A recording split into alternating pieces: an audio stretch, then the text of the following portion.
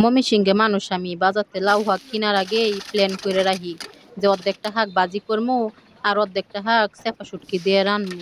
সুন্দর করে রেডি করে রাখি যে আমি শুটকি দিয়ে লাগে শাকটি রেডি করছি। এখন আমার ঘরত আছে একজন বরিশালে মানুষ, এই তো চেপা শুটকি খায় না। হেই তো তাহায় তাই শাকটি দেখতাছে আর হেলা ছোটবেলার কাহিনী কইতাছে। শুনো তোমার একটা কাহিনী কই। আমি কই হলাইন কি কইবাইন। পরে কইতাছে, কয় আগে তো আব্বাই সাগরতে যখন তাজা তাজা ইলিশ মাছগুলো আনতো, আমার মায়ের তো সুন্দর কইরা লাউ শাক দিয়া আমারে হলো রাইন্দা দিত, কি যে সুন্দর গেরান গেরানে একবার মনটা বইরা যাইতো। এখান দিয়ে হইছে কি কাণ্ডটা বাজাইছে, গড় কি ইলিশ মাছ আছে যে আমি রান্দাম এত সুন্দর হইরে, স্বামী মানুষ আবদার করছে। পরে ফ্রিজে কুইজা মুইজা দেখি সাইডে ইলিশ মাছ আছে, কুকা ইলিশ। পরে কইলাম এডি দিয়ে রান্না করি, কি আর করার, স্বামী মানুষ আবদার করছে। স্বামীর আবদারের কাছে কি আমার এটা বড় হইলো।